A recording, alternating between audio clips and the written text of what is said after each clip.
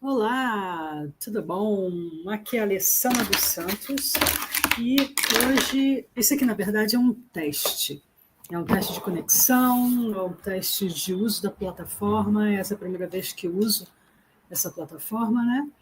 E hoje eu estou querendo, para estrear nessa plataforma, falar um pouquinho para vocês sobre um curso que eu fiz no ano passado. Eu fiz uma especialização em divulgação e popularização da ciência na Casa de Oswaldo Cruz, na Fundação Oswaldo Cruz.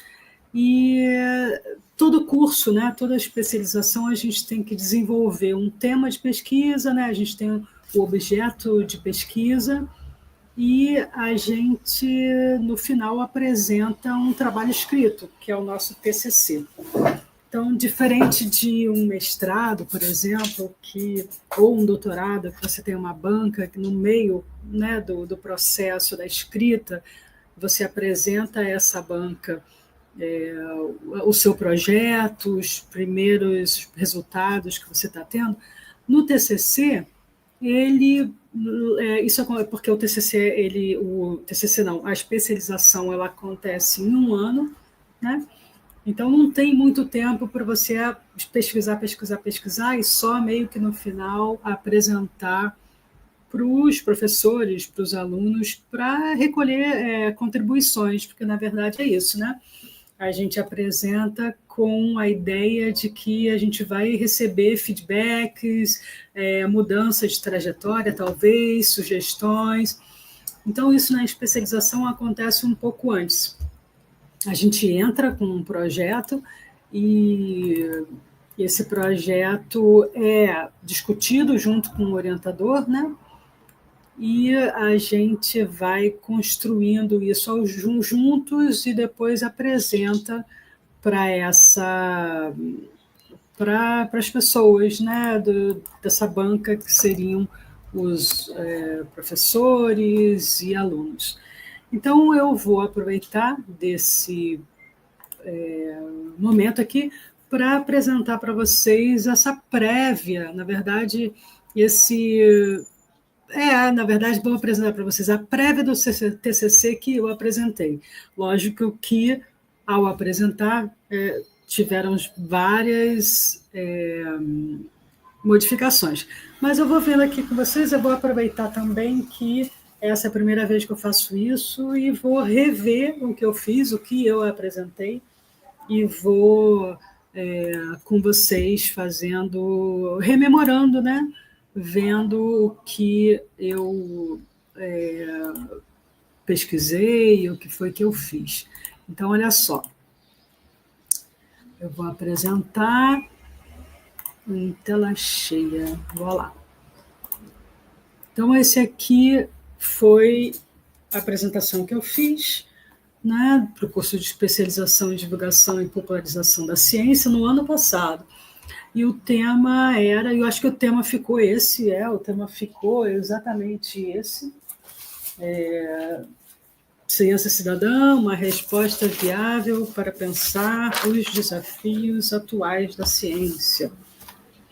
Isso aí, o tema é esse. E, bom, eu sou a Alessandra dos Santos e o meu orientador foi o professor Ricardo Freitas. Então, o que eu vou apresentar é fazer uma breve introdução do assunto, falar do meu objeto de pesquisa, da metodologia que desenvolvi e apresentar o cronograma de como é que eu fiz, né? Isso é até legal para as pessoas que têm dúvidas de como apresentar isso, né? E, em seguida, as referências. Aqui do lado direito, meu lado direito, eu apresento os temas, as palavras-chave do meu projeto, né? Então, ciência cidadã, geração cidadã de dados, engajamento público na ciência, divulgação científica, territórios, negacionismo e comunidades. Introdução. Eu parto do contexto, né, da seguinte problemática. de que hoje nós vivemos uma crise da ciência. Não é a partir de hoje, já vem há algum tempo, algumas décadas aí.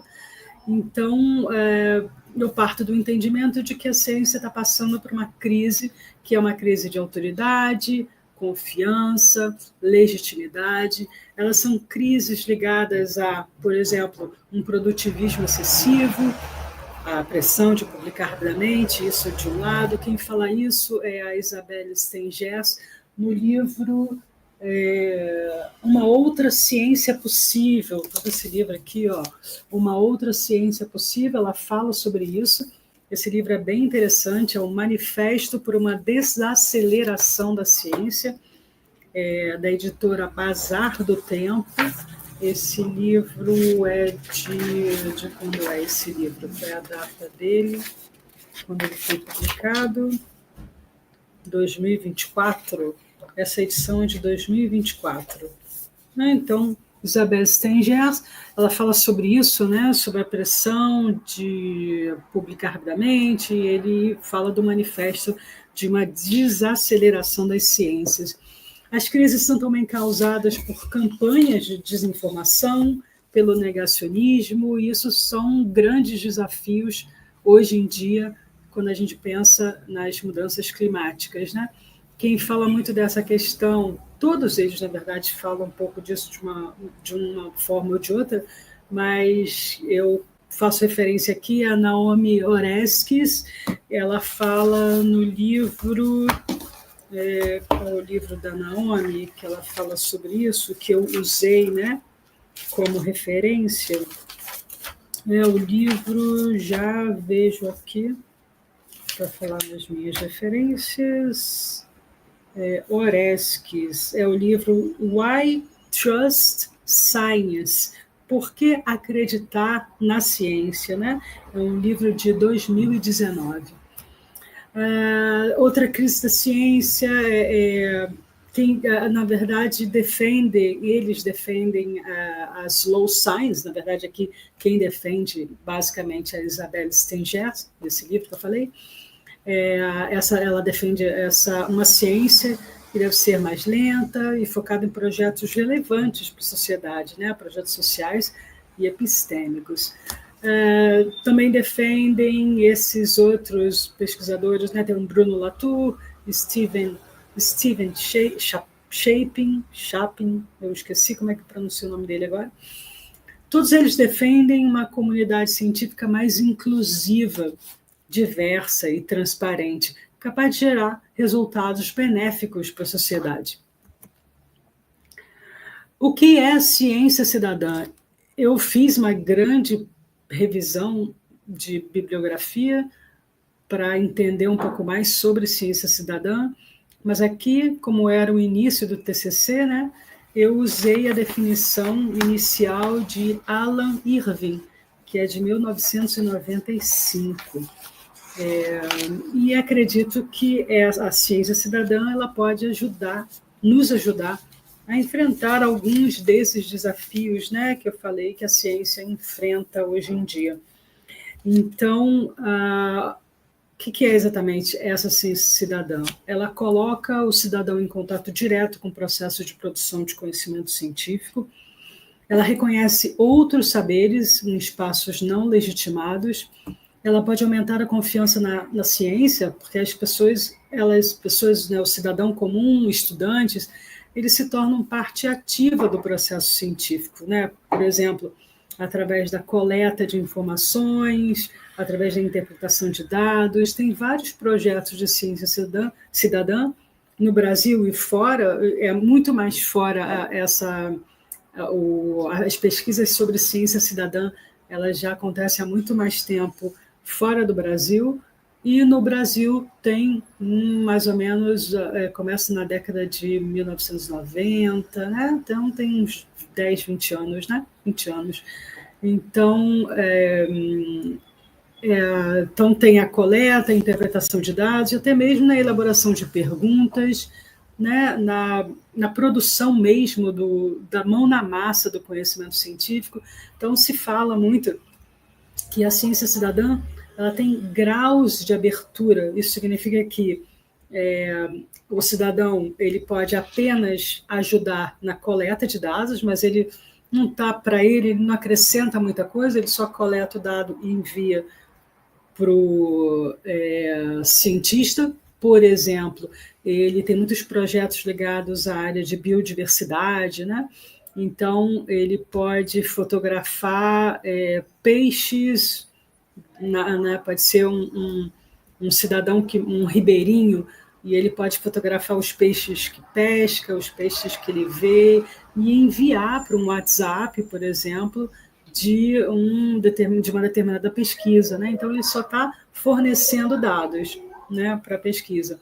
Ele pode ajudar na interpretação desses dados, estar lá, lado a lado com o pesquisador, e pode também, como eu já falei, analisar junto com esse pesquisador. Então, por isso que se fala que tem formas de ciência cidadã, graus de abertura, de participação, né?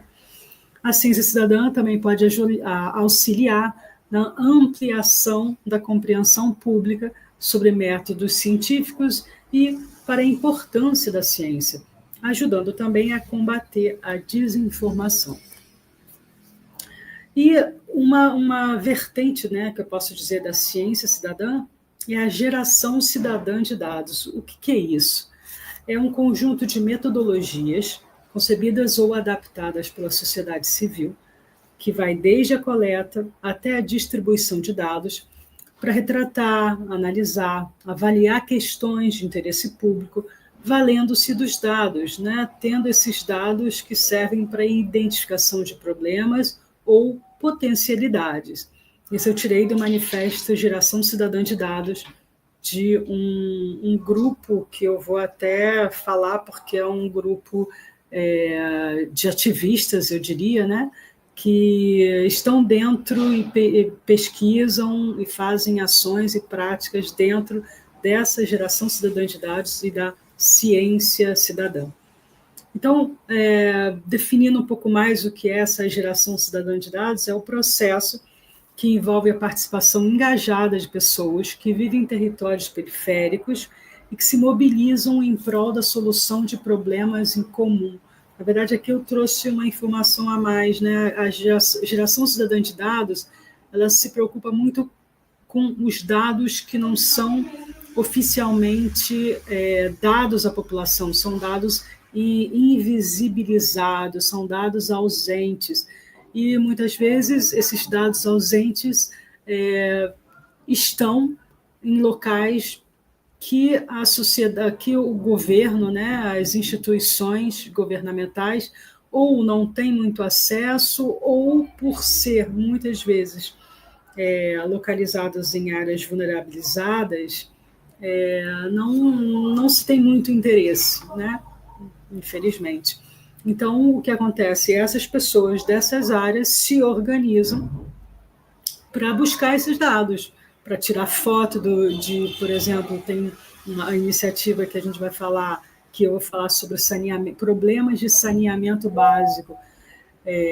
Então, tem pessoas que vão lá, tiram foto do esgoto a céu aberto, de um buraco do chão, que normalmente não é o que a gente vê, não é o que a gente encontra nos dados oficiais, né?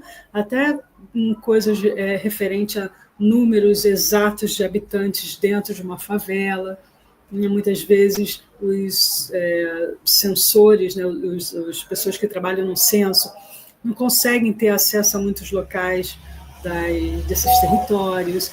Então, são dados recolhidos pelas próprias pessoas interessadas no problema, no assunto. Ao envolver esses cidadãos na geração de dados, isso traz uma diversidade de perspectivas e conhecimentos locais que podem enriquecer a pesquisa e a divulgação científicas. O objeto da minha pesquisa era a geração cidadã de dados em comunidades e territórios marcados pela exclusão e pela carência de políticas públicas. E eu pesquisei algumas iniciativas, como que estavam localizadas no território da Maré, no Rio de Janeiro, né? Grande complexo de favelas da Maré, no Rio de Janeiro. São representadas pelo Data Lab, Fogo Cruzado, e depois eu acrescentei uma iniciativa que não está exatamente localizada, até está, né, no grande complexo da Maré, porque está localizada na Fiocruz, mas não está assim no meio, né, do território, mas ela é considerada pertencente a esse complexo, que é o dicionário, é o Wikifavela, dicionário da Marielle Franco, Wikifavelas. Eu acrescentei isso depois. Os objetivos: avaliar o lugar que o cidadão ocupa nessas iniciativas. Eles são apenas coletores de dados ou estão envolvidos no processo de construção do conhecimento?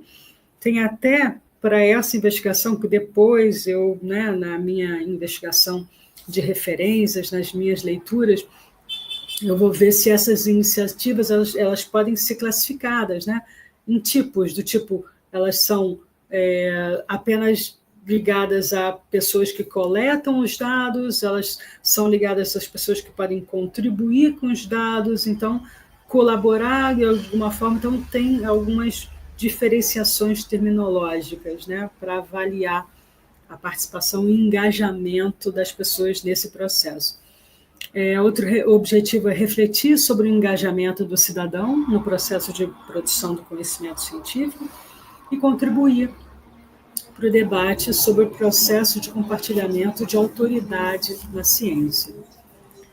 A metodologia é o mapeamento de iniciativas de geração cidadã de dados através de redes, plataformas, eventos online e físicos e comunidades e territórios de favela da Maré. A avaliação do lugar ocupado pelo cidadão nas metodologias utilizadas pelo Data Lab, Cocosap, Fogo Cruzado e Wikifavelas. E o período que eu vou pesquisar é entre 2014 e 2024. Cronograma que eu apresentei, e eu meio que segui esse cronograma, foi muito bom. Então, de setembro de 24 a dezembro de 24, eu comecei a fazer mapeamento das ações e das metodologias usadas pelas iniciativas. Depois, ao mesmo tempo, a partir de setembro, comecei a fazer a leitura, a pesquisa da bibliografia, isso foi até dezembro, até o final do ano, mas é interessante que isso não acaba, né? Você está tão envolvido numa pesquisa que a leitura vai meio que continuando, quase que acompanhando o final do trabalho, né? Às vezes você retorna numa leitura porque você não, de repente não ficou muito atento a alguma coisa ou quer prestar mais atenção em alguma coisa, né? Então eu sinto que, eu acho que é um pouco assim para muita gente, a gente vai lendo meio que até o último minuto, né? Isso é interessante. A análise de dados ficou entre outubro de 24 até janeiro de 25, e a escrita mesmo do trabalho entre janeiro até abril de 25. E sempre tem uns atrasinhos, né? Mas eu lembro que eu me mantive muito no prazo. Talvez eu tenha, agora eu não me lembro, mas talvez eu tenha entregue em maio, mas assim, nem foi final de maio, foi logo no início assim, de maio.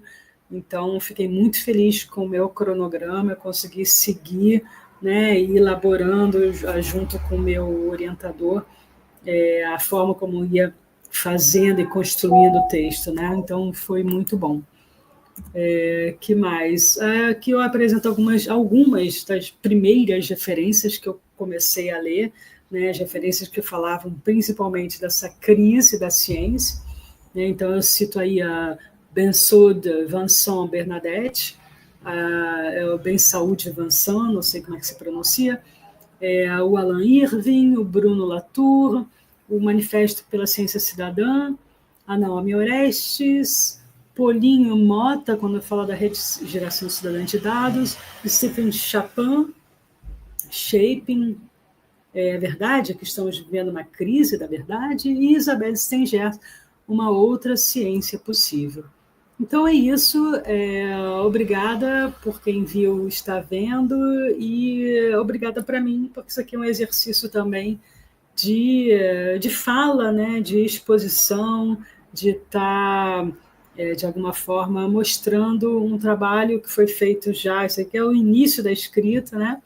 Hoje o trabalho já está feito, já está entregue, e vou preparar um livrinho sobre o que foi escrito. Também fiz um resumo para apresentar no evento sobre ciência cidadã. Então, ainda tem muitos frutos para sair daqui, né?